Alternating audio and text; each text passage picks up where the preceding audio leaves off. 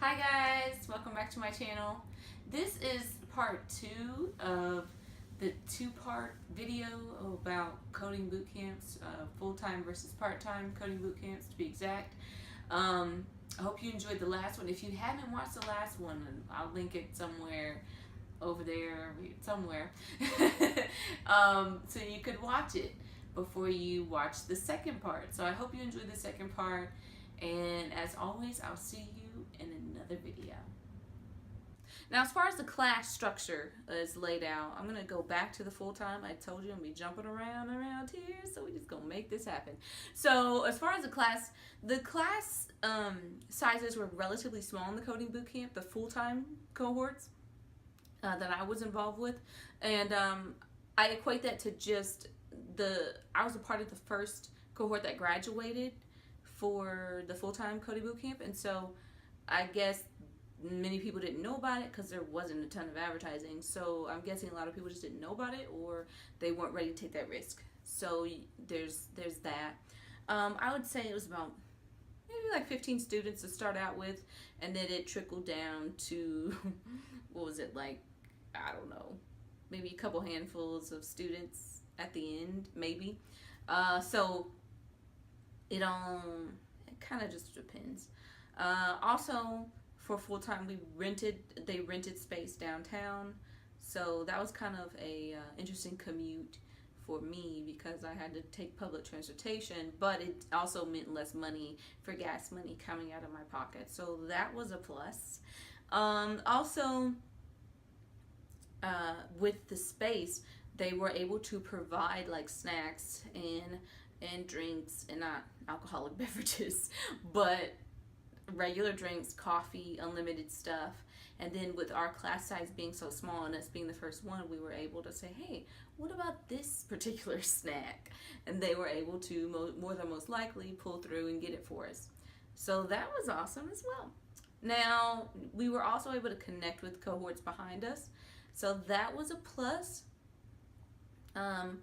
A lot of our cohorts that came behind us were relatively small, or they started out kind of big, but they ended up graduating small or whatever. So it kind of just depended on, like, I know right now, I don't know what's going on over there. It could be bigger class sizes, I'm not sure. But I know when I went, it was smaller class size, which helps out. And then you aren't required to come in on the weekends during a full-time coding bootcamp, which is great because I like working from home. And I like the versatility it gives me. I could just walk in my kitchen and grab me some lunch whenever I feel like it. Or get me some dinner whenever I feel like it. Or, okay, I'm done working now. So that was awesome for me. I never went in on Saturday. I never went in. I worked at home Saturday and Sunday, and it was easy for me because I didn't have too many distractions on the weekend, so it worked out. Now, on to classes for the part-time full coding bootcamp. This video is going to be long, so okay, here we go. So the class size is relatively larger in a part-time coding bootcamp just because there's less kind of like risk involved. It's like, oh, okay, it's a part-time, I could do this after work and whatever and be fine. So I understand. We have about 20 active students, and we started out with about 30, so obviously varying class size from when I spoke about the dojo. It is affiliated with a college, so you're in a traditional classroom, which means the lecture rooms, which can be a little intimidating for some people, and it's a little bit more difficult to maneuver around and get to everybody, so that's kind of annoying. So they're also able to connect with other cohorts. So right now there's, and there always will be, but there's Monday, Wednesday for one group, and there's Tuesday, Thursday for another group, and then everybody comes together for the same class on Saturday. And so it really helps with the instructors because they get a day off, and then as far as like just being able to mingle with everybody else from the other group, like, how are you coming along with this? So they get to network in that kind of way, which is kind of cool. And then you have to be in class every Saturday. So that's kind of like a drawback because things come up. Sometimes you need to go on vacation. Or sometimes vacation happens. Sometimes, things that you unforeseen for circumstances happen and you got to attend to those things. So that's a thing. And I forgot to mention this. Well, I guess we could mention in the class, but I forgot to mention this for the part-time or the full-time coding bootcamp. Was we had our own monitors, so we were able to plug up to our own monitors and like have 2 screens to work off of while we were at the dojo, which really helps because a lot of times you're flipping between 4 and 5 screens. So it's nice to have, a couple screens to look at. Of course, they can't do that at the university. It's not like a computer lab or anything that we can go into. It's just, this is the room, make it work. All right, moving on to career services. This is for the full-time bootcamp. So for the full-time bootcamp, it was pretty much non-existent for us. We were the first graduating class, like I mentioned before, so we didn't have any career services really.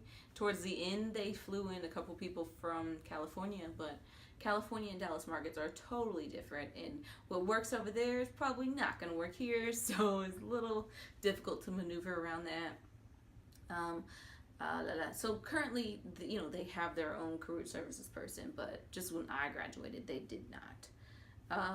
A lot of time, like we were told to focus on our schooling at the dojo. It was like, okay, focus on your education, focus on your coding stuff, worry about finding a job later.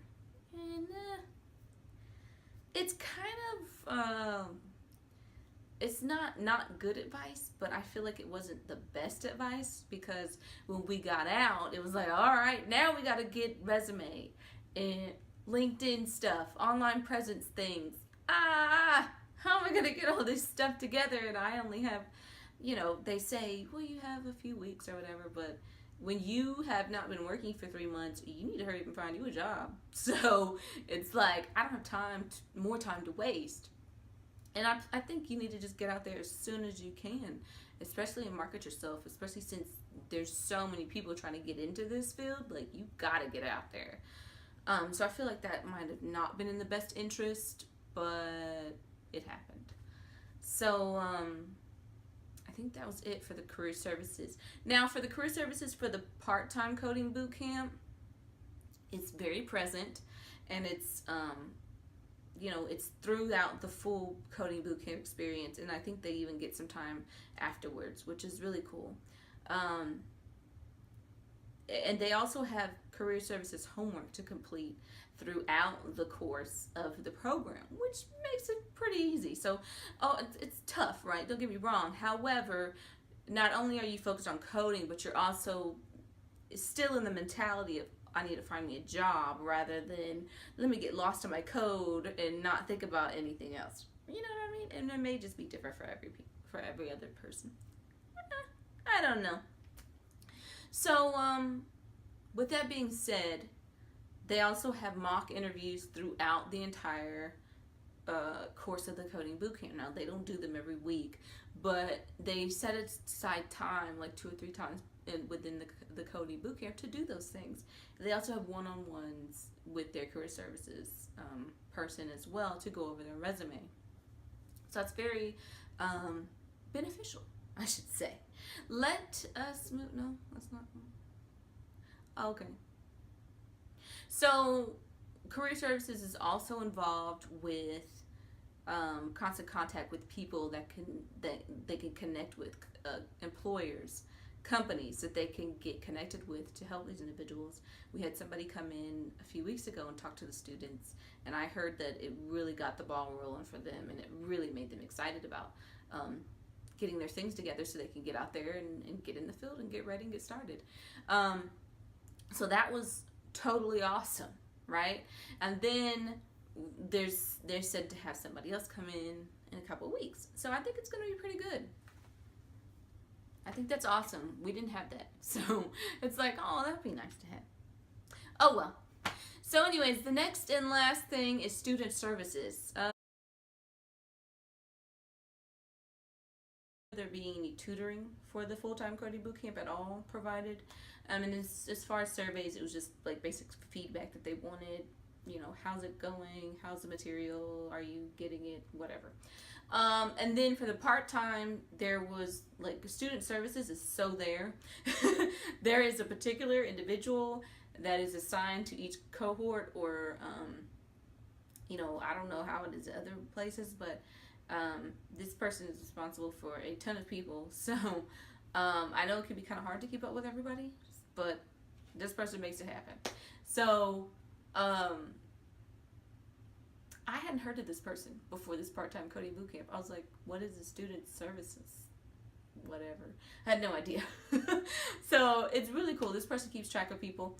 You know, with the bootcamp being so long, things happen and life happens and you just never know. So this person kind of keeps track of everybody. Also compiles data, and well, she doesn't compile data, but she lets us know how we're doing as instructors and TAs, and it's pretty awesome. Yeah, you also schedule one-on-ones with the student success manager and talk to them if you need to. And then I think it's mandatory to schedule a one-on-one anyway, just so they could ask you, like, how are things going? So they do have surveys as well, written ones, and if necessary, if the survey is that bad, that student success manager is like, hey, what's going on? How can we improve? So it's constantly improving, constantly getting better, and stuff like that. So, with that being said, that is all the information I had. You may notice the video kind of shifted, and it might be a little different. But if you didn't, don't worry about it. I had a little issue. I ran out of space on my phone, so it was like, oh, snap. Anyways, thank y'all for watching. I'll probably have a blog post down below, which will list all these things out. If you like to read, cool. Look at it. Anyways, I'll be back with another video next time. Thank y'all for watching. Thanks for sticking around. And I'll see you in the next one. Bye, guys.